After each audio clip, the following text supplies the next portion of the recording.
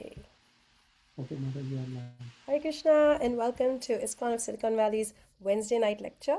Thank you for joining us today, and this is such a great opportunity for you and me to sit together and dive deep into uh, one of the most widely distributed books in our movement. It is the Bhagavad Gita, the one that is close to our heart, the instructions that we carry with us every single day, and the realizations that we want to experience that help us live this life in a much better way, with a focus towards where we want to go and how we want to achieve it. But before we can get started with the Bhagavad Gita, Wednesdays are for Bhagavad Gita mostly. And before we get started, we do want to start by taking blessings and guidance. I am here to share whatever little I have learned, and I'm partaking of this nectar that I have received in the hope that it will be of use and of benefit to those who have come to attend today. And anything that you find useful, anything that you feel is valuable here, has come to me from the parampara, from the devotees. So, just a second. Let me get back. Yes. So anything that has come to me has come straight from the devotees, and I want to thank them all for their blessings. I start off with my Shiksha Guru, who guided me and brought me here to Krishna consciousness. In the process of bringing me through this, he has taught me so much, and His Grace Shivas Pandit Prabhu, I would really, really gratefully thank him for this guidance, and my Diksha Guru, who trusted me with the blessing of Diksha, who has great hopes and aspirations for all his disciples. I pray that I can take a little bit of the dust of his lotus feet and do something of value in service to him. His Grace Vaisheshika Das Adhikari. These are the lamps that light my way. Theirs are the instructions that are the antidote to life's material problems. And my eternal gratitude to the one who wrote the Bhagavad Gita, His Grace Bhaktivedanta Swami Prabhupada, the founding Acharya of the International Society for Krishna Consciousness, whose sacrifices gave us all the opportunity to know our real selves and our relationship with the Supreme. So let's start our class. We'll start the class with Mangalacharan prayers.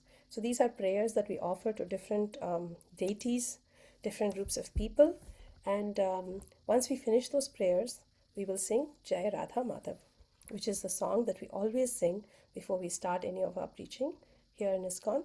So before we get to that, one little thing I wanted to cover, which I didn't do before, but I wanted to add it in.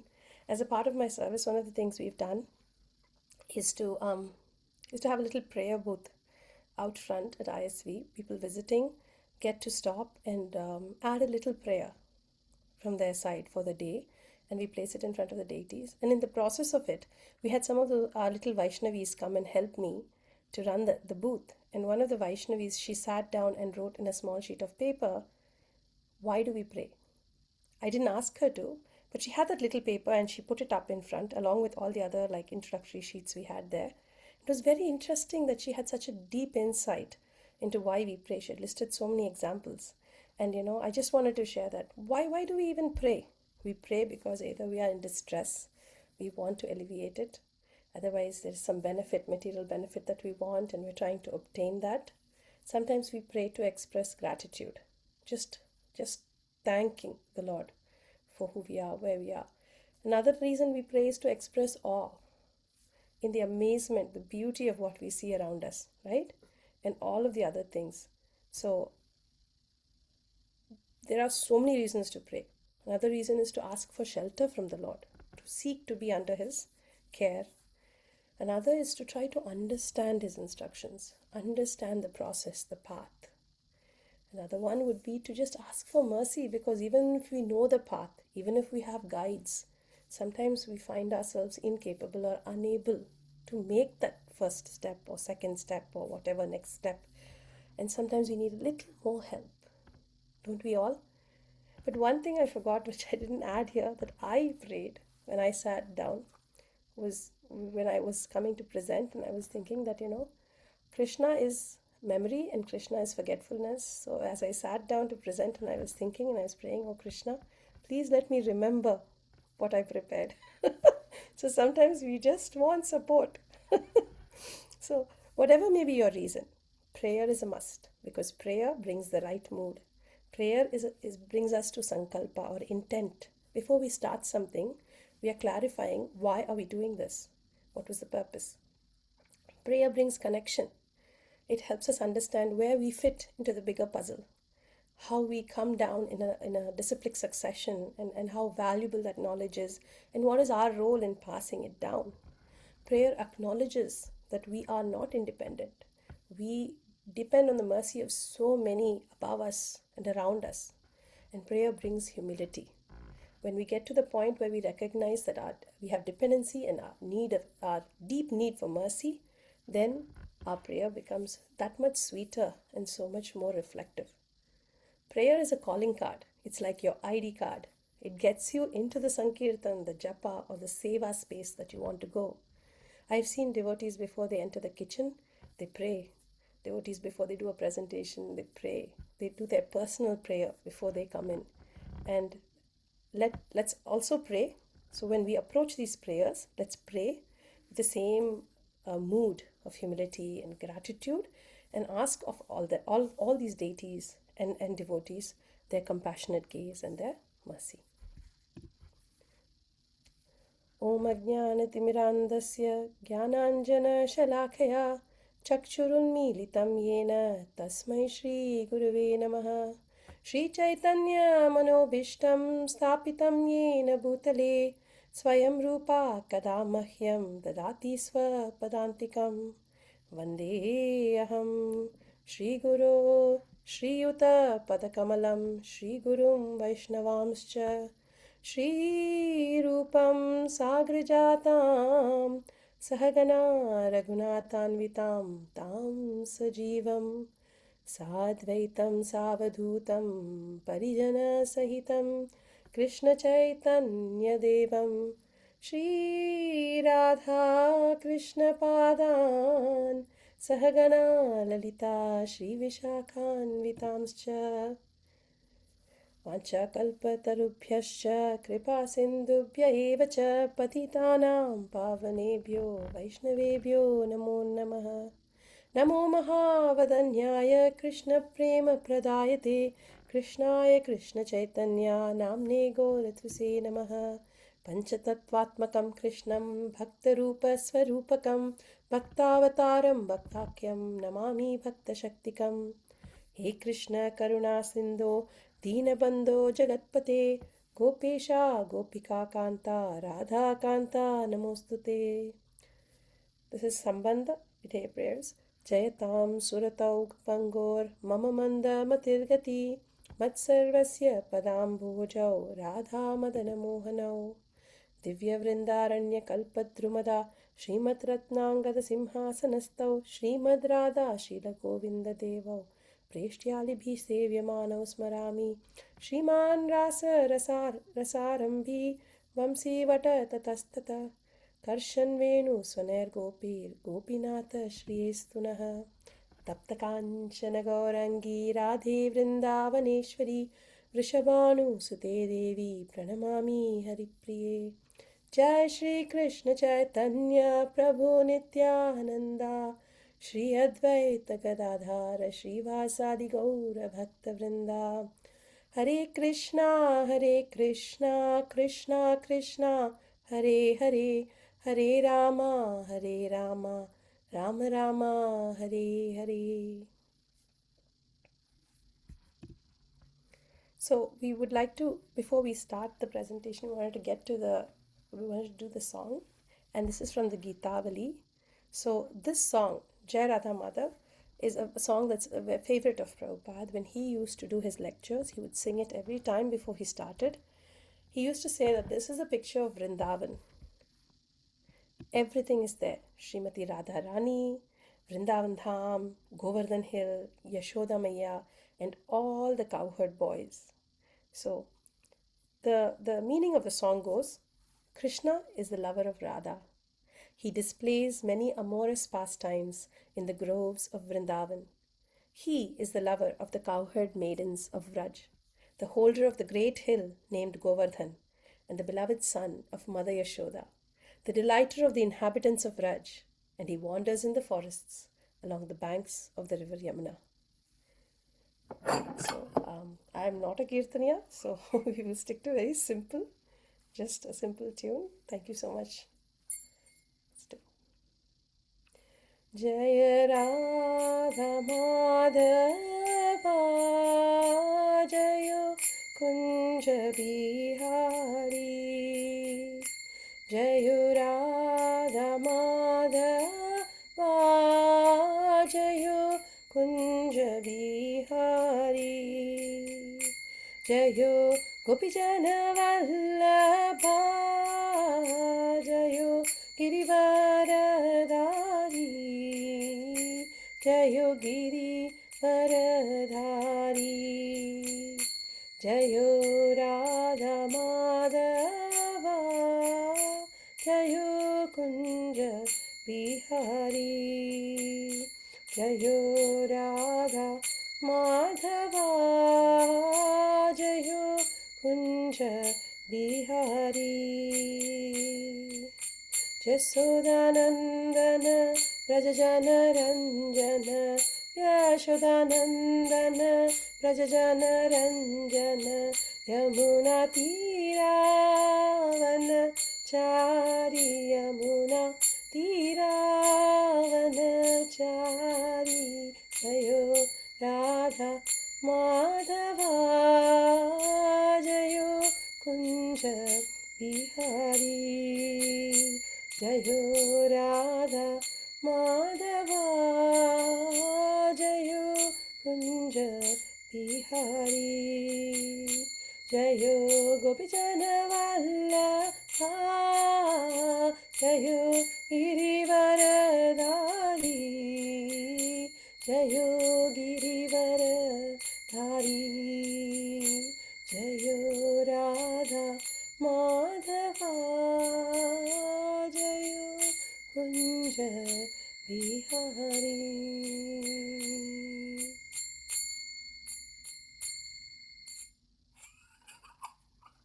Isn't it a very sweet song?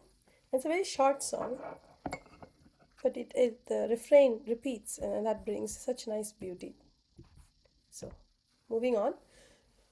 I have been doing different chapters of the Bhagavad Gita as a kind of like a summary of each chapter, and having come this far, we've reached the 6th chapter in that series. So here today we're doing a few select verses from the 6th chapter of the Bhagavad Gita. Actually, I do the whole Gita chapters. I do the English, but I stop at certain points where I feel like, Prabhupada has this really nice purport, or sometimes, the a part of the text is really important to stop at. So before we get to the 6th chapter, what I did want to do, and I do every time with every chapter, is to just introduce the Bhagavad Gita. For those of you who have turned this on for the first time and are completely new to this wonderful book, the Bhagavad Gita is basically translated as the Song of the Lord. It's a collection of verses that carries instructions that Arjuna received from Krishna right in the middle of a battlefield, at the cusp of a very great battle in Kurukshetra that happened about 5,000 years ago. Now, these verses were not given just for Arjuna. These verses have stood the test of time, and we know that they will be as relevant in the coming 5,000 years as they are today and as they were 5,000 years ago, because they were given to benefit all of humanity. And this guidance not only enriches and refocuses our life, but it also brings us to scope, to the point at which we can get some hope, some solace, and peace in understanding why we are here and what it is we need to do. So, we start with the introduction. When you open the book, you'll see the introduction, and the introduction is where Srila Prabhupada shows his genius. For all those who skip the introduction and run to chapter 1, I do recommend, please stop, go back, and please read the introduction. The introduction is so important and relevant because it covers so many basic concepts that extend itself into the Bhagavad Gita. So he talks about what is the purpose of the Bhagavad Gita, why do we have it. He tells us who is qualified to read it. If you have a question, let me answer that. Everyone is qualified to read it. And who can understand it? What kind of person, what kind of mood does it take to understand the Bhagavad Gita? He talks about, so that at that point we talk about how Krishna tells Arjuna, Bhakto si me sakha cheti. So you're not only my devotee, you're my friend. So I'm sharing rahasyam etad uttamam. I'm sharing this secret, special secret. I'm sharing it with you because you are in the right place, in the right mood. So we may have a book, we may understand the language, and yet we may struggle to absorb the information. So two things we do need, very important, is a humble mood and just an open mind, a willingness to just go through it. So if you're new to the book, then that is what I would request, that when you open the book, just keep an open mind and then read through it. And there's a good chance that you'll find it just as sweet as we do. Some of the concepts and ideas we cover during the Bhagavad Gita, when we cover through the intro, is the idea of Vedic knowledge. Where does it come from? And then how do we acquire knowledge? Are we going downward or upward? So disciplic succession is a downward progression of knowledge. It comes from the infallible, from the supreme, and it comes downwards. But if you want to gather knowledge upwards, then it starts with you, and you start to understand knowledge from where you are, and you go back upwards. And then Prabhupada talks about what's the pluses and minuses and what's the right way. And that way he brings us to disciplic succession and why it's so important, and to plug into disciplic succession, why there is a need for a bona fide guru. Having explained all this, he covers towards the very end the Gita Mahatmya, which is 7 beautiful verses that exist in the Padma Purana. They're given by Lord Shiva and they glorify the Gita to Mother Parvati. Last, he gives us our disciplic succession, the Brahma Madhava Gaudiya Sampradaya. So the 5 main subject matters that are covered in the Bhagavad Gita, this is like a trick quiz question, is Ishvara, the Lord himself, Jiva, you and me, Prakriti, which is material nature, Kala, which is time, and Karma, which are actions. So let's see how we went. First chapter, we had Dhritarashtra and Sanjaya viewing the battlefield. There was this blowing of the conches, and Arjuna comes up. They're almost ready to fight, and Arjuna says, I wish to see.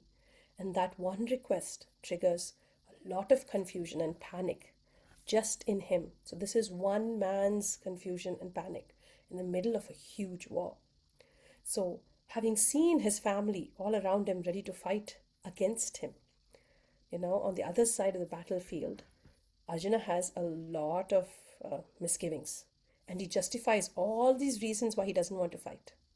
And then he gives the ultimatum, give me one good reason. I won't fight.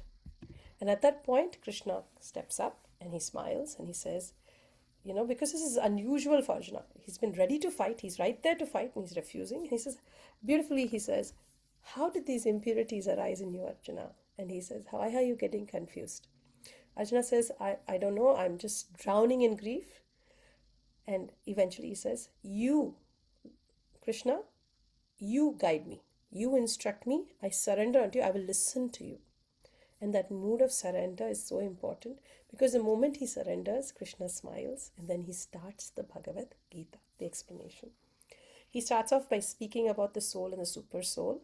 He talks about death and rebirth, the actual nature of the soul itself, and how, you should not be grieving because death is just to the body, not to the spirit. And if you don't think it's just the body and spirit, then anyway, it's a cycle. You die and you're reborn. So what has died? He asks so many beautiful questions. Then he talks about the Kshatriya spirit and how, as a Kshatriya, it is your duty to fight. Dying in the battlefield is the best, of all the choices that comes to Kshatriya. And if you don't fight, you're going to create such bad reputation. And is not death worse than that? Is that not worse than death? And he's asking him all these questions. He goes on to explain briefly. So the second chapter is a summary of the Gita. He pulls him through all of the Gita. And the third chapter, he talks about duty, work as a sacrifice. Why do we do it? And why do we have to set a good example? He talks about the doer. And he finally goes to why do we do the things we do, the sinful acts? Arjuna asks a beautiful question and he asks, why is it, Krishna, that we are impelled to act in sinful ways as if we are being dragged towards it? And Krishna explains the concept of lust. lust which is born of contact with the material modes, and that which later gets transformed into wrath. So we cover the whole topic of lust. We cover different types of lust and then the controlling of lust. How is it controlled? This lust by deliberate spiritual intelligence. And that's why he starts us off. In the 4th chapter, he talks about why he is authorized to give this information. How is it you know and I don't? Asks Arjuna. And he says, you won't because, I'm a super soul and you are the soul. And in the difference, he explains that to you, to Arjuna. He says, he talks about what kind of the supreme. He talks about the supreme and says what kind of a person is the supreme. And he talks about how the demigods are also serving. He talks about the whole breakdown. So if you see, every chapter covers certain points again and again. He talks about the hierarchy of power and about action and inaction, and finally about sacrifice.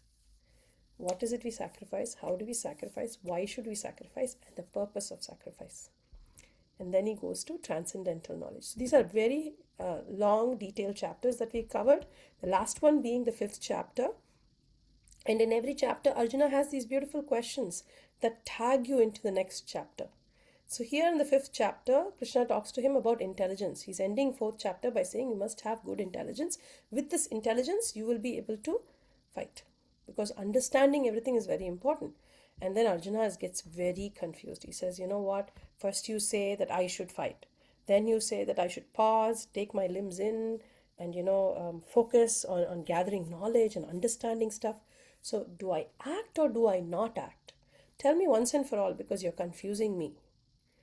And then Krishna goes on to talk about Karma Yoga versus Sankhya Yoga.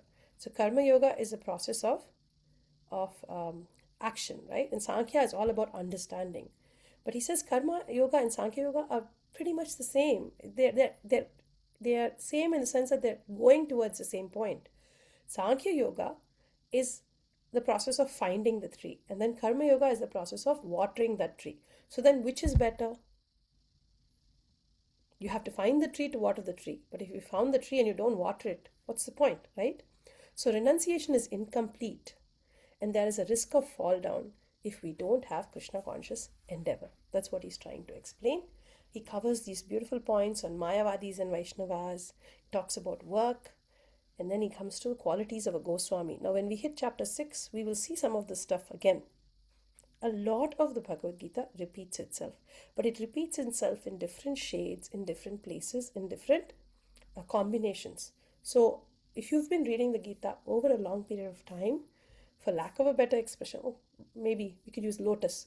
Like a lotus unfurls its petals, the Gita unfurls itself. For us who start with the Gita, many of the topics I feel are a little challenging. I would tell my Gurudev that, I listened to your lecture, everything made sense, but then I walk away and I don't know how much I retain. And he would smile and he would say, well, don't worry about it. Just keep listening. So that's the thing, that's the share I would give all of you. There may be parts of this that feel a little overwhelming, maybe it doesn't connect. Just keep listening, because as we keep listening, slowly the lotus unfurls. And then Krishna, by his mercy, he helps us understand the full picture.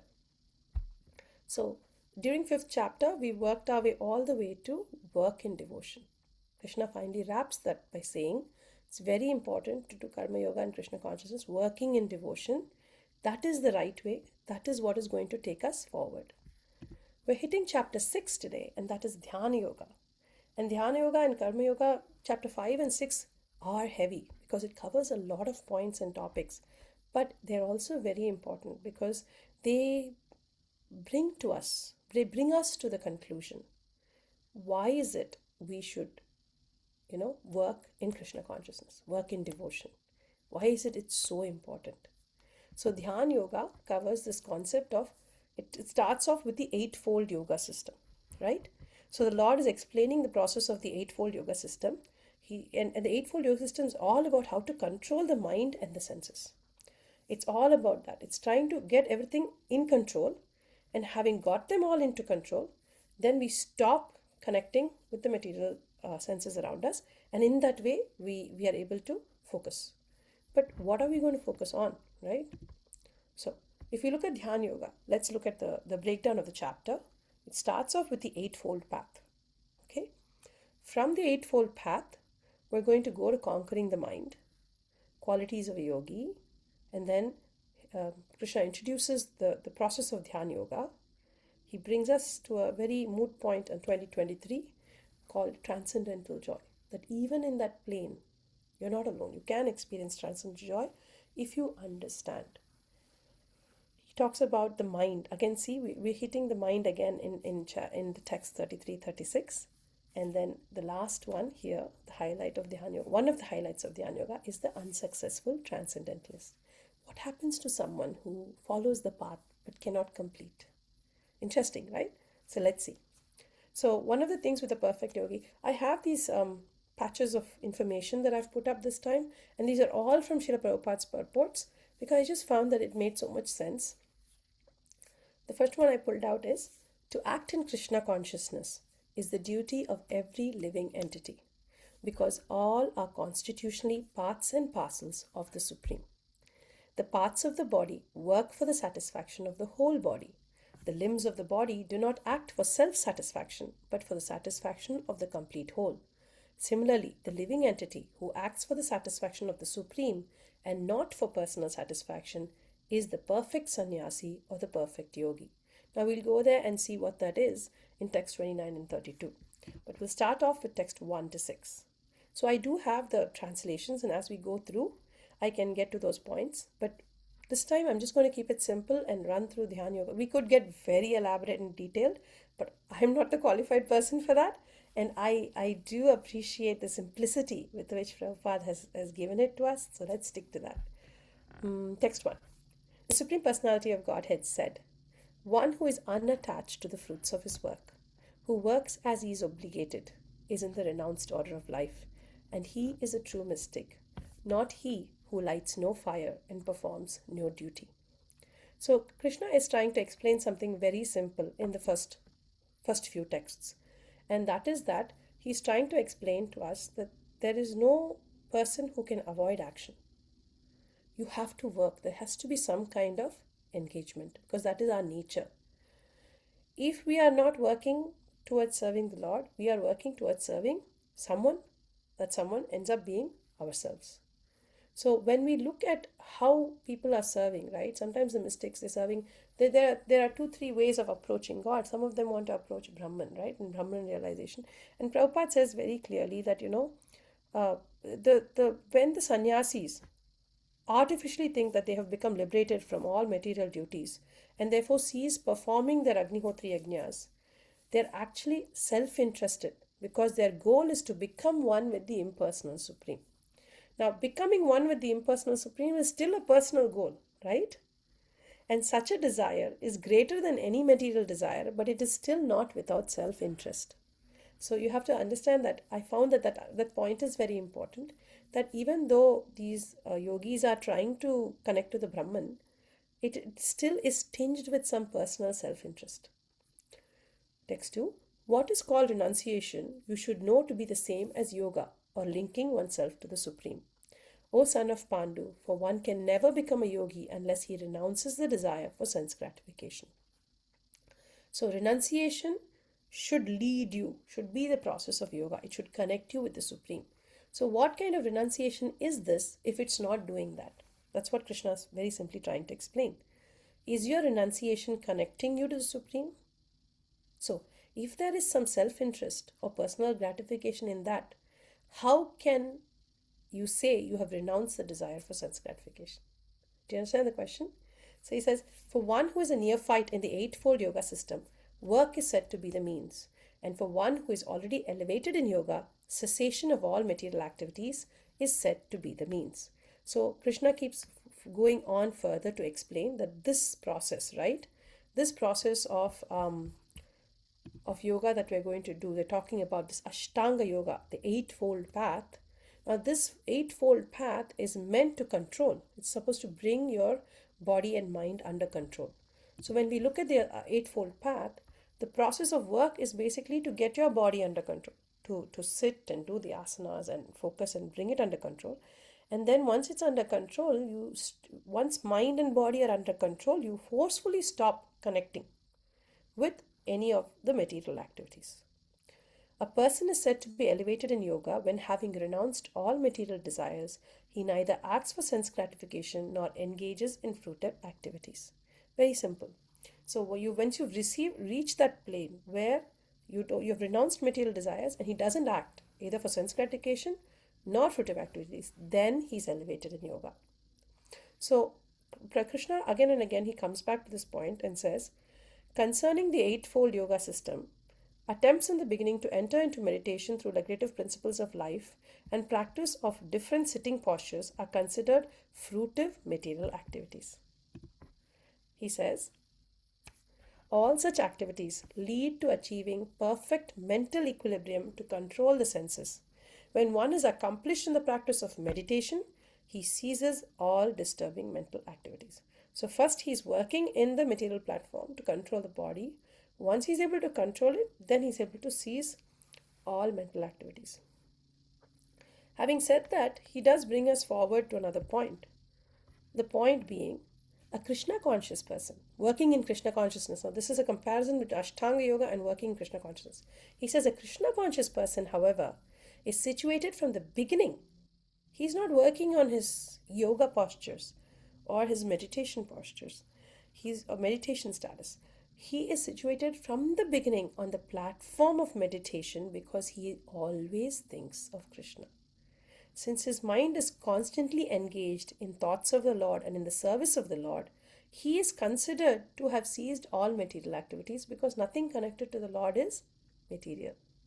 Do you see how there's a very easy way to jump through this hoop, instead of having to follow the process? Ashtanga Yoga is very good. It does bring you to a point, but Krishna's like, but work in Krishna consciousness brings you directly there. So why stretch, bend, jump, hoop through things? Because it's all body related anyway, right? And then once you've got to the point where you've got everything under control, you're forcefully pulling yourself away from everything, when instead you could actually be using everything and serving the Lord and thereby overcoming it in a very simple, active manner. One who has no information of the Supreme must therefore be engaged in self satisfaction because no one can stand on the platform of inactivity. This is a point I found that's very interesting. It says, if you don't know that there is a God, if you don't know how you should go and approach the Lord or how you can serve them, what else will you do?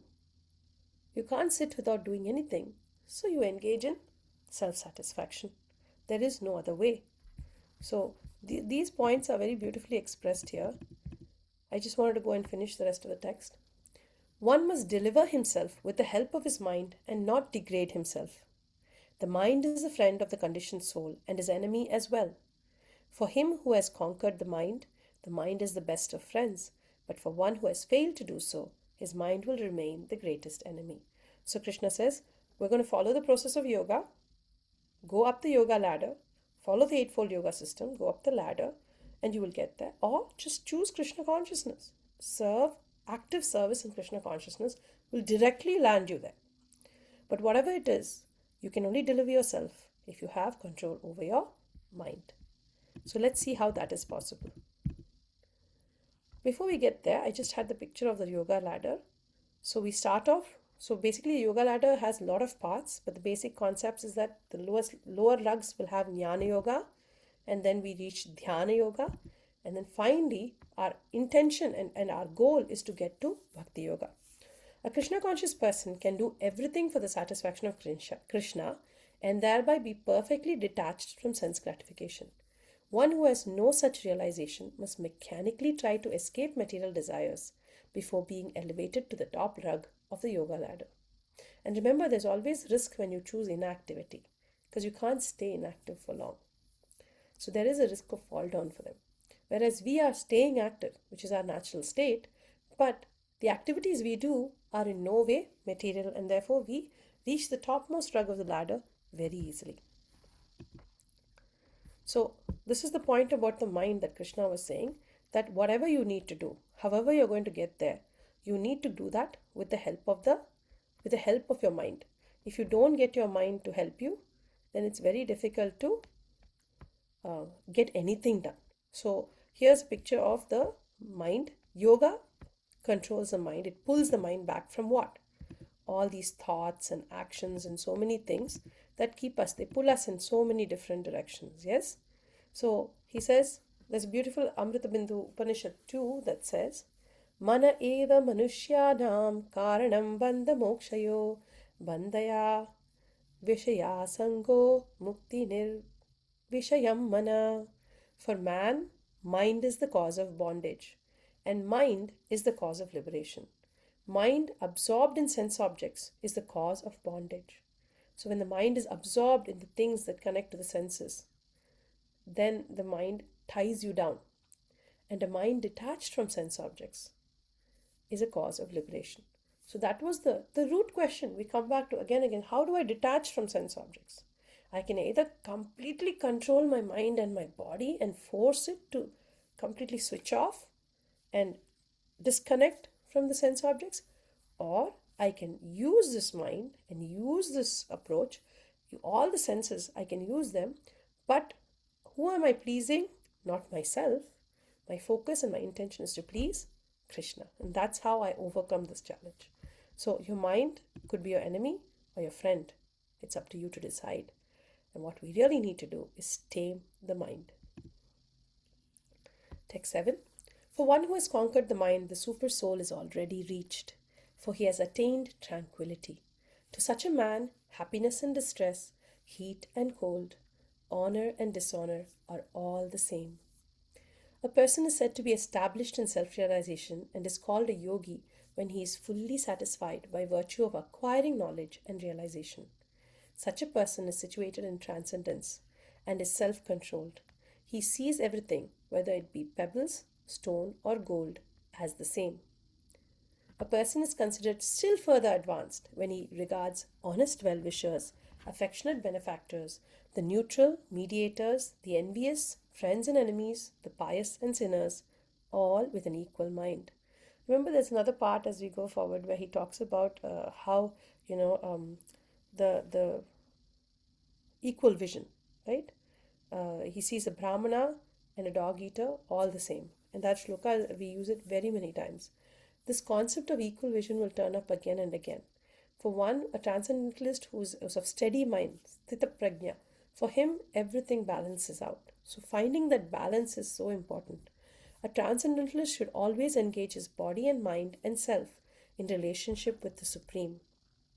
He should live alone in a secluded place and should always carefully control his mind. He should be free from desires and feelings of possessiveness. So Krishna is saying, engage your body and mind and self in relationship with the Supreme. Just think about the Supreme. Connect your mind to thoughts of the Supreme. Stay alone. Live alone in a quiet, secluded place. Nobody will disturb you. Nothing will come around you. And then in that situation, free of all these distractions, you'll be able to control your mind. Do you think that's possible? Let's see. To practice yoga, one should go to a secluded place, lay kusha grass on the ground, cover it with deer skin and a soft cloth. The seat should not be either too high or too low, should be situated in a sacred place. The yogi should sit in it very firmly, practice yoga to purify the heart by controlling his mind, senses, and activities and fixing the mind on one point. One should hold one's body, neck, and head erect in a straight line, stare steadily at the tip of the nose, and thus with an unagitated, subdued mind, devoid of fear, completely free from sex life, one should meditate upon me within the heart and make me the ultimate goal of life. Thus, practicing constant control of the body, mind, and activities, the mystic transcendentalist, his mind regulated, attains to the kingdom of God or the abode of Krishna by cessation of material existence. So again, Krishna says, don't act, stop, don't connect, don't plug into anything.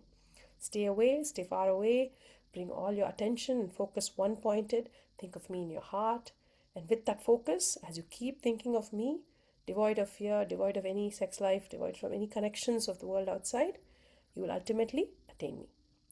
There is no possibility of one becoming a yogi, O Arjuna, if one eats too much or eats too little, sleeps too much or does not sleep enough. So that's the second part that we'll get to. So this is what he's talking about. This is what he wants us to do. Sit in a quiet place and then do yoga, right? That kind of yoga. The purpose of practicing Eightfold Yoga. So these are all excerpts from Prabhupada's purports. I just wanted to bring out those points. The purpose of practicing Eightfold Yoga is to control the mind in order to make it a friend in discharging the human mission. Unless the mind is controlled, the practice of yoga, just for show, stretching your body, bending it backwards, is simply a waste of time.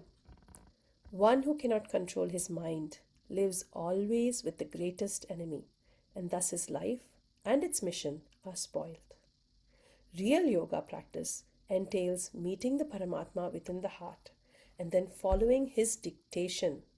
For one who takes to Krishna consciousness directly, perfect surrender to the dictation of the Lord follows automatically. The so-called yoga societies in big cities may be successful in earning material benefit, but they are not at all suitable for the actual practice of yoga or connecting with the Supreme. One who is not self-controlled, whose mind is not undisturbed, cannot practice meditation. Therefore, in the Brihan Naradiya Purana, it is said that in Kali Yuga, it is an age where people are short-lived, slow in spiritual realization, and always disturbed by various anxieties. The best means of spiritual realization is chanting of the holy name of the Lord. Hare Krishna, Krishna Krishna, Hare Hare, Hare Ram, Ram Ram, Hare Hare. So, going into the forest, sitting all alone, disconnected. Really? Can you? That's what Krishna is telling us to do. He starts there. And then Prabhupada, actually, if you go through Dhyana Yoga in the chapters, he speaks again and again of this point that, this kind of physical yoga is not going to be of any purpose. He even speaks at one point, he says, you're doing all this yoga and then you have a uncontrolled sex life and you're drinking, alcohol, and there are no regulations to your life. So your mind is completely unregulated and you're trying to achieve, advancement just with physical regulation. It's not going to get you anywhere. So then Krishna talks about not time management. He talks about self-regulation. He says in text 17, so he's talking about don't eat too much, don't eat too little, don't sleep too much, don't sleep too little, and he expands on that point. So he's moving forward in this. He starts off with Ashtanga Yoga. He explains why all this bending, contorting, and forcing the mind into this meditative state is not going to help you it's not going to help you connect with the Lord. It's very difficult. But if you practice Krishna consciousness, that's an easy, simple way of doing the same, plugging into the same current with less effort. And it's more practical and more effective. So let's see what he's talking. So he's taking us through the process. He's explaining how to be a good yogi. He says, he who is regulated in his habit of eating, sleeping, recreation and work can mitigate all material pains by practicing the yoga system. When the yogi, by practice of yoga, disciplines his mental activities and becomes situated in transcendence, devoid of all material desires, he is said to be well established in yoga. As a lamp in a windless place does not waver, so the transcendentalist whose mind is controlled remains always steady in his meditation on the transcendent self. In the stage of perfection called trance or samadhi, one's mind is completely restrained from material mental activities by practice of yoga. This perfection is characterized by one's ability to see self by the pure mind and to relish and rejoice in the self. In that joyous state, one is situated in boundless transcendental happiness, realized through transcendental senses. Established thus, one never departs from the truth, and upon gaining this, he thinks there is no greater gain. Being situated in such a position, one is never shaken even in the midst of greatest difficulty. This indeed is actual freedom from all miseries arising from material contact. So this is an interesting portion, the 20 to 23, but we're sticking with first up to the explanation for the earlier part. Let's see where we're going. Self-discipline. So self-discipline talks about eating, sleeping, working, and sense gratification. These things need to be balanced and controlled. Krishna says if you don't have a balance, if you don't have self-discipline, then it's very difficult. Without regulation, it's very difficult for us to achieve self-realization. So how do we regulate our eating? Prabhupada says we regulate our eating by eating prasadam. A person in Krishna consciousness does not eat anything which is not first offered to Krishna, says Srila Prabhupada. In the purports, this is how it goes. He says, Bhunjate tetva agham papa ye pachanti atma karanat. So if you just eat for yourself, with desire to just satisfy yourself, you're just barely eating sin. Instead, when you cook to serve the Lord, when you cook with the intention of pleasing the Lord, feeding the Lord, then what the Lord gives back to us? The prasadam is cleansing and purifying. What about sleep? What do we do with sleep? One who eats more than required. So eating prasadam is important, but also eating controlled quantities of prasadam. Who has not committed the offense? Please let me know, because I have committed the offense many, many times, especially when it's prasadam, especially when you know it's cleansed, it's offered, and it's coming from the temple. Of course, if it tastes good, we want to have a little bit more. And I always feel like, oh, come on, it's after all, it's prasadam, right? But this point was very nice. Actually, it gave me a little bit of a wake up call. It said, one who eats more than required will dream very much while sleeping, and he must consequently sleep more than is required. So, because when you dream, you don't have REM sleep, you don't get the sleep that recharges the body. So, when you have so many dreams, you end up needing more time to recharge, and you end up needing to sleep more. When you sleep more, you're basically committing avyartha kalatvam, wasting your time. One should not sleep more than 6 hours daily. One who sleeps more than 6 hours out of 24 is certainly influenced by the mode of ignorance. A person in the mode of ignorance is lazy and prone to sleep a great deal. Such a person cannot perform yoga. Okay, this is Srila Prabhupada's purport, so all the teens and all the kids there, please don't scold me.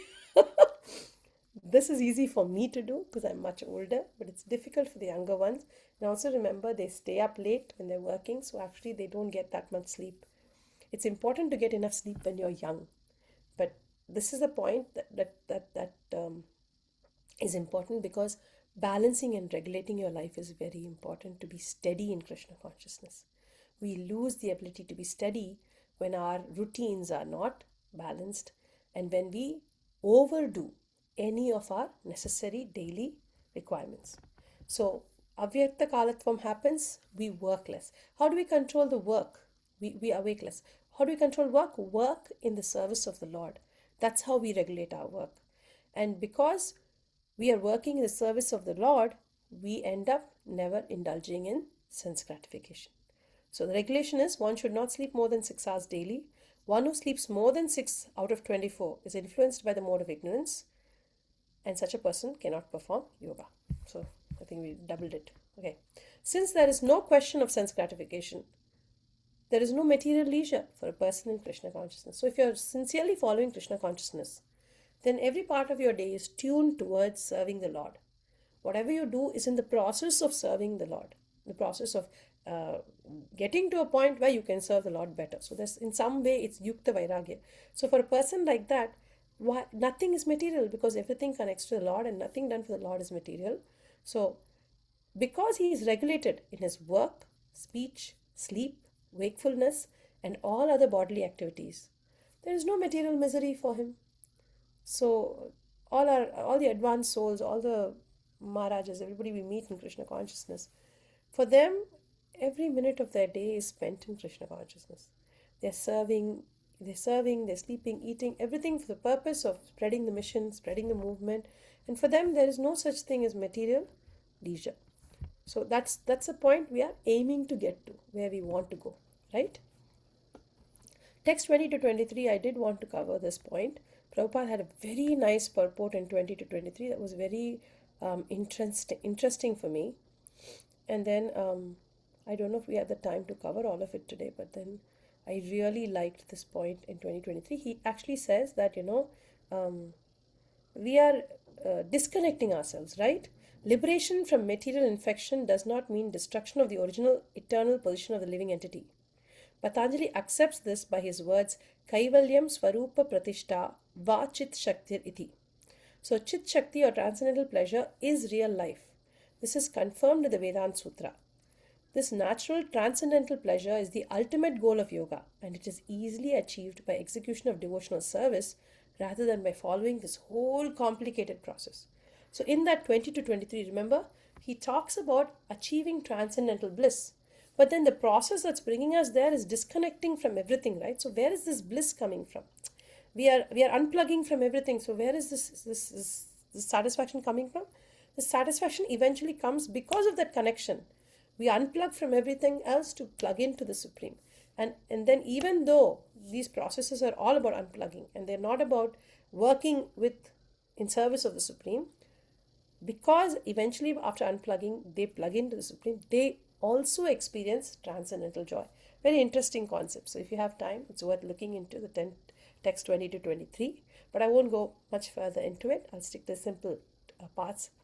Text 24: one should engage oneself in the practice of yoga with determination and faith, not to be deviated from the path. One should abandon, without exception, all material desires born of mental speculation and thus control all the senses on all sides by the mind. So, this control of senses is not by withdrawing, it's by engaging oneself in practicing yoga. How? Determination and faith. Gradually, step by step, one should become situated in trance by means of intelligence sustained by full conviction, and thus the mind should be fixed on the self alone and should think of nothing else. Now, the self here is the supersoul. Whenever the mind wanders due to its flickering, unsteady nature, one must certainly withdraw it and bring it back under the control of the self. The yogi whose mind is fixed on me verily attains the highest perfection of transcendental happiness. He is beyond the mode of passion. He realizes his qualitative identity with the Supreme, and thus he is freed from all reactions to past deeds.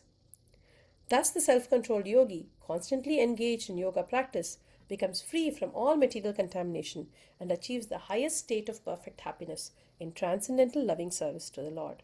So, who is the perfect yogi? One who is able to engage in the practice of yoga with determination and faith, one who does not deviate, who abandons all material desires and speculation. Even if his mind moves here and there, he brings it back into control, and by fixing it on the Lord, he attains transcendental joy. In that mode of, because he's in that mode, he's beyond the mode of passion and free from all reactions of past deeds.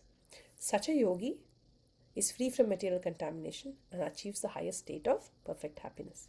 So this is the beautiful example of a perfect yogi. Remember, we read that perfect yogi is one who perfectly engages in Krishna consciousness.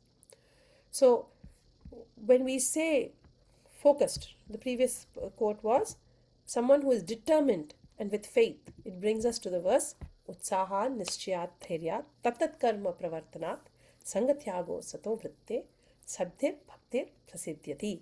Or translation: one can execute the process of Bhakti Yoga successfully with full-hearted enthusiasm, perseverance and determination by following the prescribed duties in association of devotees and by engaging completely in activities of goodness. So remember, we also follow the 9 processes of bhakti, all of it together in our processes, staying among devotees, listening to Srimad Bhagavatam, listening to the Gita, serving the Lord. In all these processes, we come closer and closer to successfully working in Krishna consciousness. Now, how do we stay determined? Prabhupada gives in his purport the example of the story of the sparrow and her eggs. Very interesting story that he brings up there. And he talks about how it's so important to stay focused. The Lord will help. For one who is determined, help arises. Remember, always brings me back to Harry Potter's, if you ask, thou shalt receive, is a beautiful statement in Christianity. Very true, applied in the Harry Potter story. Remember, he says, help will always be given to those who ask. And it's very similar here. Prabhupada is speaking the same thing. The concepts are all the same. The practice of yoga, especially bhakti yoga and Krishna consciousness, may appear to be a very difficult job. But if anyone follows the principles with great determination, the Lord will surely help, for God helps those who help themselves. Jai. The Lord, being the source of all beings, is like the mother and the maintainer. As the mother is neutral to all different kinds of children, the Supreme Father is also. Consequently, the Super Soul is always in every living being. So a good yogi, a strong yogi, is one who understands that, and he sees the Supreme even in his enemy and his friend, well-wishers and those who wish him ill, in everyone, the weak, the strong, the young, the old, in animals, he sees the Lord in everything and everyone, and in that way he loses this concept of aversion and attraction. Everything becomes sama. Text 29 to 33. A true yogi observes me in all beings and also sees every being in me. Indeed, the self realized person sees me, the same Supreme Lord, everywhere. See? For one who sees me everywhere and sees everything in me, I am never lost, nor is he ever lost to me. So Krishna is explaining this whole concept. Once you can see Krishna in everything and everything inside of me, that is, I am a part of everything. Once you see that, how can you be alone? How can you be lost? You're fully connected, right? Prabhupada said this very nice point here. He said, to merge in Krishna is spiritual annihilation. I noticed that when I was reading. He says, an intimate relationship between the Lord and devotee will then exist when a devotee becomes one in Krishna, in the sense that Krishna becomes everything for the devotee and the devotee becomes full in loving Krishna. Then an intimate relationship between the Lord and devotee will exist. In that stage, the living entity can never be annihilated, nor is the personality of Godhead ever out of the sight of the devotee. To merge into Krishna is spiritual annihilation. A devotee takes no such risk. We don't want to merge into Krishna. It's risky. I want to be able to connect with him. I want to be able to see him everywhere and in that way stay connected. The Brahma Samhita says, Premanjana Churita Bhakti Vilochanena Santa Sadaiva Hridayeshu Vilokayanti Yam Shyama Sundaram Achintya Gunaswarupam Govindamadi Purusham Tamaham Bhajami. I worship the primeval Lord Govinda, who is always seen by the devotee, whose eyes are anointed with the pulp of love. He is seen in his eternal form as Shyama Sundar, situated within the heart of the devotee. At this stage, Lord Krishna never disappears from the sight of the devotee, nor does the devotee ever lose sight of the Lord. In the case of a yogi who sees the Lord as Paramatma within the heart, the same applies. Such a yogi turns into a pure devotee and cannot bear to live for a moment without seeing the Lord within himself. So he says there is no difference between Vishnu and Krishna in that sense, that if you're focused on the super soul within your heart and the yogi is doing that kind of meditation, very similar to us focusing on Krishna, right? Because they are both his forms. He is a perfect yogi who, by comparison to his own self, sees the true equality of all beings in both their happiness and their distress, O Arjuna. So we are coming back to the same statements again and again. Do you see how many times it's being reiterated? He is aware of everyone's happiness and distress by dint of his own personal experience. This is a very nice purport. I know we're tight on time, but I really wanted to cover this purport because I found it very interesting. Let me try to get there just to that purport. So here in this purport, BG 632, he is a perfect yogi who, by comparison to his own self, sees the true equality of all beings in both their happiness and their distress, O Arjuna. So it's a short one, not too long. One who is Krishna conscious is a perfect yogi. He is aware of everyone's happiness and distress by dint of his own personal experience. The cause of the distress of a living entity is forgetfulness of his relationship with God, and the cause of happiness is knowing Krishna to be the supreme enjoyer of all activities of a human being, the proprietor of all land and planets, sincerest friend. The perfect yogi knows that the living being who is conditioned by the modes is subject to threefold material miseries due to forgetfulness of his relationship with Krishna. And because one in Krishna consciousness is happy, he tries to distribute the knowledge of Krishna everywhere.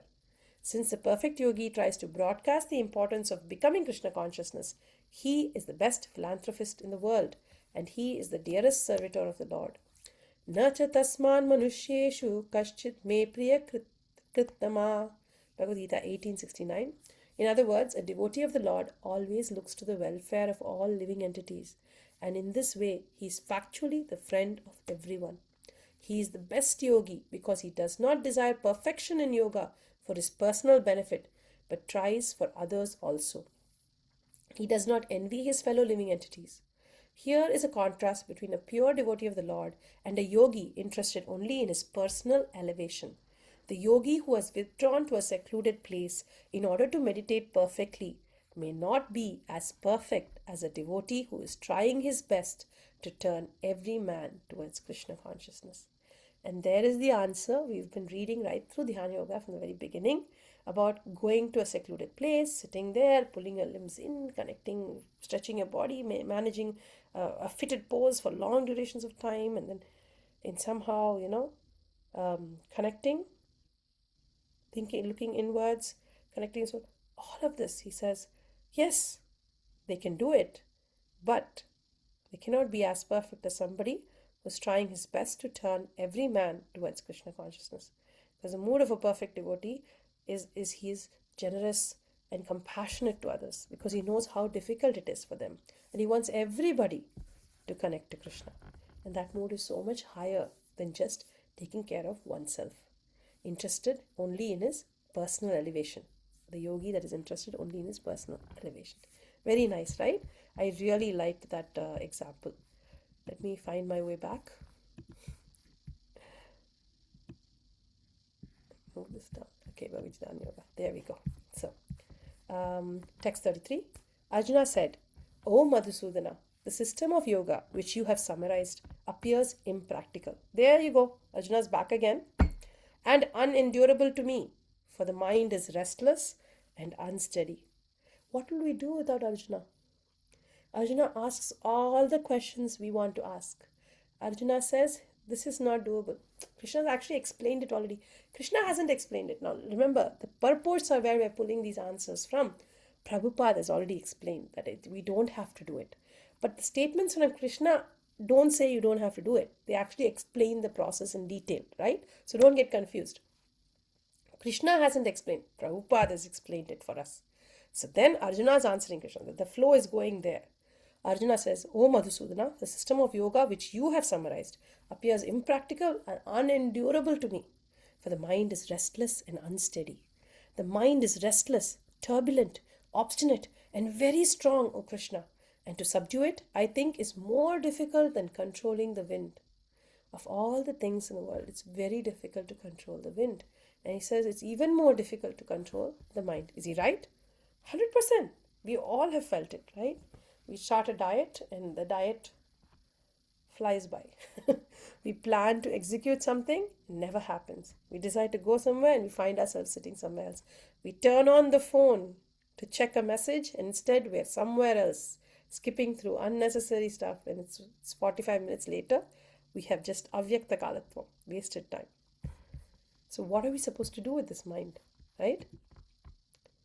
So, the Katha Upanishad, it says, Atmanam rathinam vidhi, sariram ratham evacha, buddhim tu sarathim vidhi, mana pragraham evacha, indriyani hayan ahur, vishayams teshu gocharam, atmendriya manoyuktam, bhokteti ahur manishina. Intelligence is supposed to direct the mind. Intelligence is supposed to direct the mind. But the mind is so strong and obstinate that it often overcomes even one's own intelligence, as an acute infection may surpass the efficacy of medicine. Such a strong mind is supposed to be controlled by the practice of yoga, but such practice is never practical for a worldly person like Arjuna. And what can we say of the modern man, you and me, right? The simile used here is appropriate. One cannot capture the blowing wind. This is all Prabhupada's purport. He's explaining, not happening. So this is my mind. What I want to do is go sit in the forest and follow this process of yoga. But seriously, let's be practical. My mind in Kali is flying away with me. What am I supposed to do with my mind? So, text 35, Krishna says, let me move this up. Yeah. Krishna says, O mighty armed son of Kunti, it is undoubtedly very difficult to curb the restless mind, but it is possible by suitable practice and by detachment. So there's this purport about Vairagya, about detachment. Let's take a look.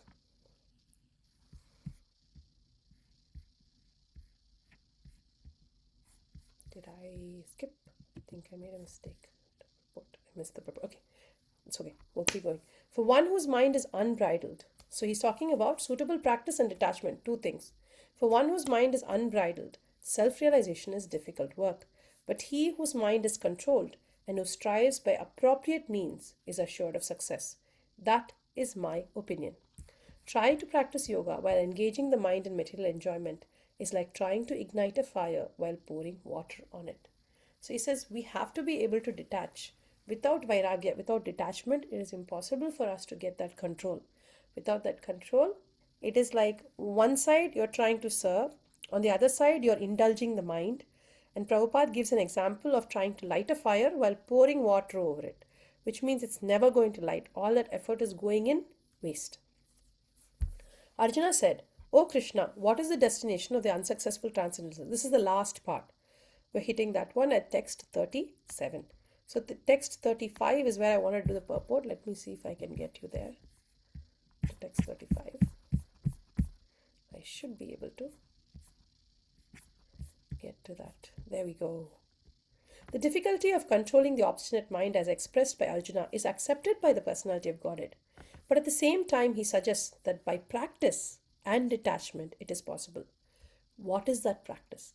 It's very interesting, right? See, we can give you 100 theoretical concepts, but this is practicality. The beauty of Srila Prabhupada lies in his practicality. He's not giving you. This is a person who is paradukka dukki. He's truly a person, like Krishna says, uh, an advanced yogi. He is a perfect yogi because, and in his service, he doesn't sit in some corner somewhere. He could sit in some corner and meditate and focus on the Lord. Instead, he comes out to protect and serve and spread Krishna consciousness to everybody. And is that not the highest form of perfection? Krishna himself agrees, right? So he says, what is that practice? In the present age, no one can observe strict rules and regulations, like placing oneself in a sacred place, focusing mind on super soul, restraining the senses and mind, observing celibacy, remaining alone, etc. By the practice of Krishna consciousness, however, one engages in the 9 types of devotional service to the Lord. Here is that breakdown that I was talking about. He says, when you do all this, this automatically takes you to that place. The first and foremost of these engagements is hearing. Hearing is a very powerful transcendental method of purging the mind of all misgivings. The more one hears about Krishna, the more one becomes enlightened and detached. See, from the listening comes the detachment. Listening for long duration of my time brings good detachment. So he says one can very easily learn vairagya. Vairagya means detachment from matter and engagement of the mind in spirit. So you detach from matter and engage in spirit. Impersonal spiritual detachment is more difficult than attaching the mind to activities of Krishna. This is practical because by hearing about Krishna, one becomes automatically attached to the Supreme Spirit. This attachment is called pareshanubhava, spiritual satisfaction. It's just like the feeling of satisfaction a hungry man has for every morsel of food he eats. The more one eats while hungry, the more one feels satisfaction and strength. Similarly, by discharge of devotional service, one feels transcendental satisfaction as the mind becomes detached from material objectives. It is something like curing a disease by expert treatment and appropriate diet. Hearing is the expert treatment for the mad mind. Eating prasadam is the appropriate diet for the suffering patient. The treatment is the process of Krishna consciousness. Now, if you can find a more perfect purport, please find it, because I think this is so beautifully explained. The genius of Srila Prabhupada shines here. So one is hearing, which is the treatment, and the prasadam, which is the diet. Beautifully said. And that's what I wanted to share. That particular information. So then comes Arjuna again. He says, "Okay, this is great, but you know what? I don't know if I'm going to make it. I don't know if I'm going to make it." And isn't that not a thought for all of us, all devotees, all of us others? Am I going to make it? Will I make it? Such a haunting thought in all our minds. I remember I read somewhere and someone said, the distance that you have already covered is way more than the distance you have yet to go. And such a sweet thought in Krishna consciousness. It's very true. We have spent lifetimes to get where we are today. We're working so hard to hold on to everything that we've brought with us. This Sukriti, this taste for Krishna consciousness, this service that we're trying our best to stay committed to. And yet in our hearts we're not sure. Will this leap be enough? Will I make it this time across that cliff? And Arjuna is asking that question for us. See, devotees are always worried about helping others, and he's helping us. Arjuna says, "O Krishna, what is the destination of an unsuccessful transcendentalist who in the beginning takes to the process of self-realization with faith, but who later desists due to worldly mindedness and thus does not attain perfection in mysticism? O mighty armed Krishna, does not such a man who is bewildered from the path of transcendence fall away from both spiritual and material success and perish like a riven cloud with no position in any sphere?" So this concept of deviating from the path of deviating from the transcendental path is called yoga chalita manasa, which means the mind moves away from the connection. This is my doubt, O Krishna, and I ask you to dispel it completely. But for you, no one is to be found who can destroy this doubt. Who else can answer the question, right? But the person we're trying to get to. Am I going to get to you or not? Is the question. And he says, only you can answer it. So a failed transcendentalist, like a riven cloud, which means a cloud that's fallen off from its full cluster. So a failed transcendentalist is like a riven cloud. He neither achieves, so he has given up, and he wanted material success, he gave it up. He tried to get to spiritual success, he could not succeed. Now, what about him? He's left all alone. This poor guy, having tried so hard, he could at least enjoy material success, enjoyed all those things, and lived that life. But he gave it all up, saying, I'm going to go, I'm going to focus, I'm going back home to God. And he didn't make it. Did he not lose everything now? And Krishna says, well, no, not really. A person like that, if they have spent a short time and then failed in Krishna consciousness, they will go to the higher planets. They get to enjoy that. If, however, so picture of higher planets, if, however, after a long time they have failed, then they get birth in a family of transcendentalists. And when they're born in that kind of a family, they get to start off where they left off. And this time they have more chance, more time, more support to finish the journey. The Supreme Personality of Godhead said, Son of Pritha, a transcendentalist engaged in auspicious activities does not meet with destruction either in this world or in the spiritual world. One who does good, my friend, is never overcome by evil. The unsuccessful yogi, after many, many years of enjoyment on the planets of the pious, living entities, is born into a family of righteous people or into a family of rich aristocracy. So, righteous people or rich aristocracy, you get your pick, depending on it's not for us to pick. Depending on all the conditions, you get there, but that is after you have enjoyed Swarga. Or if unsuccessful after a long practice of yoga, which means they've been in the path, they've been doing everything and they couldn't finish, he takes birth in a family of transcendentalists. He gets the support system, he gets the association that he needs. And then he says, he takes birth in a family of transcendentalists who are surely great in wisdom. Certainly such a birth is rare in this world. On taking such a birth, he revives the divine consciousness of his previous life and he again tries to make further progress in order to achieve complete success, O son of Guru. By virtue of the divine consciousness of his previous life, he automatically becomes attracted to the yogic principles even without seeking them. Such an inquisitive transcendentalist stands always above the ritualistic principles of the scriptures. He says such a transcendentalist is so amazing. Advanced yogis are not very much attracted to the rituals of scriptures, but they automatically become attracted to the yoga principles, which can elevate them to complete Krishna consciousness, the highest yoga perfection. This is all Prabhupada's purport I'm reading.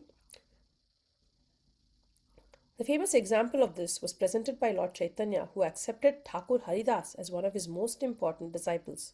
Although Thakur Haridas happened to take his birth in a Muslim family, he was elevated to the post of Namacharya by Lord Chaitanya due to his rigidly attended principle of chanting 300,000 holy names of the Lord daily.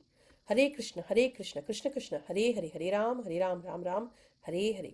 And because he chanted the holy name of the Lord constantly, it is understood that in his previous life he must have passed through all the ritualistic methods of the Vedas known as Shabda Brahma. Unless, therefore, one is purified, one cannot take to the principles of Krishna consciousness or become engaged in the chanting of the holy name of the Lord. Hare Krishna. So this purport explains to us, like remember with congregation, when we see young children, they take to, you'll see a little child who's just barely able to start walking, and he's playing the mridanga. He's very attracted to the mridanga. He's playing the mridanga. Or young kids, suddenly they pick up the kartals and they play it. And Maharaj speaks of this very often. He says, these are all vasanas, the tastes that they've brought with them. They have been serving the Lord for a while now, few births, and then all of these things are already in them. They bring it with them, the divine consciousness of a previous life. Such transcendentalists are so rare, right? And then our job is to make sure that they can complete their journey in this lifetime. As parents, it's one of our services to ensure that. And we have so many of our kids like that with us. Such a wonderful example that we can visually see of what Krishna is saying in text 40 to 44.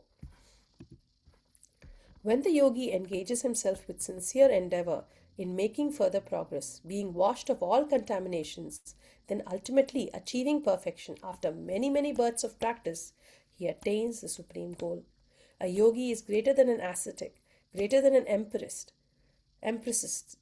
and greater than the fruitive worker. Therefore, O Arjuna, in all circumstances, be a yogi. And of all yogis, the one with great faith, who always abides in me, thinks of me within himself, and renders transcendental loving service to me. He is the most intimately united with me in yoga, and is the highest of all. That is my opinion. And that's how we wrap this chapter.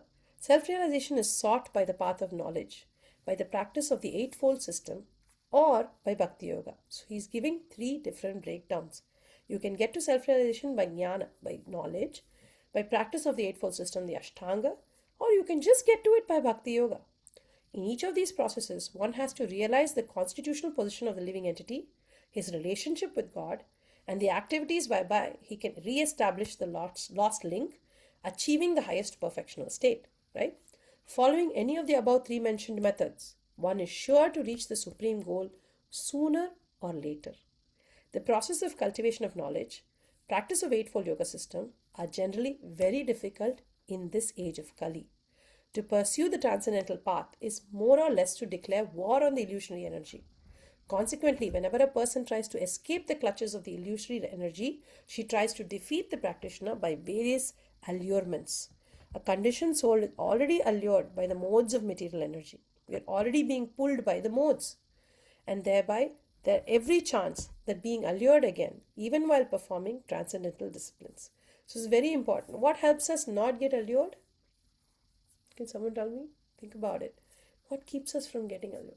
Of course we get allured. So many things pull at us every day. So many different things will pull at us in different stages of our life. So many challenges. And if we think we are not being challenged, please don't think like that, because then the next day you'll notice a challenge comes and finds you. It's a way of the world. We are always challenged some way or the other.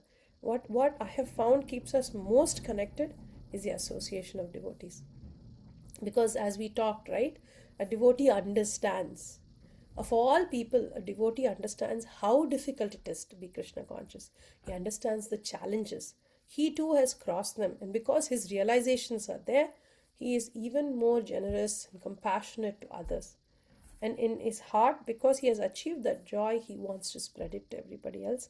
Staying in the association of such devotees is a very, very good inoculation to these kind of challenges. Even if we slip, their hands usually catch us when we fall. To have the association of such devotees is our greatest blessing and joy. To stay in the association of devotees is of utmost importance and our duty, so that we can have their support and strength through all these challenges. We will stop here. Now that we are sure we want to serve the Lord, it's time to learn a little bit more about who He is. What are His qualities and attributes? What is His connection to the workings of this material world? And how is it that he's able to make everything happen the way it does? For this, let's find out more as we enter the seventh chapter. We finished all these yogas, and now we're actually with the Supreme, knowledge of the Supreme. Next time we meet, we'll go there and then continue our discussions on this amazing conversation called the Bhagavad Gita. Thank you so much for coming and listening today. I thank you for your patience and your accommodation. I know I must have made some mistakes as I walked through. Please forgive me. I am, as always, perpetually a student in training. Please consider if you found anything useful, anything, any takeaway, anything that you found connected with you today. It is only by the mercy of my gurus that this connection happened. So please consider it their blessing, and please forgive me for all my mistakes. Thank you so much. That's it. So with that, I will stop. I can stop screen sharing. If anybody has any questions, please let me know. Anything you want to share, anything you want to say. Otherwise, we can stop here. It was a little bit of a challenging chapter for me because I learned from His Grace Shivasmani Prabhu. I learned the Bhagavad Gita from him. I'm one of most, I consider it one of my biggest blessings to have the opportunity to learn the Bhagavad Gita from him. It's been a desire for so many years, and then finally I came to Krishna consciousness and I met him, and I could join the Bhakti Shastri and learn from him. But truly, when I was learning, there was much I didn't understand. But the very fact that I finished and I wrote the exam, I realized that, it's going to be a lifetime of learning. It's going to be a lifetime. And every time I get a chance to present like this, I learn a little bit more. So I'm so grateful that you all joined me in this journey so we can learn a little bit more.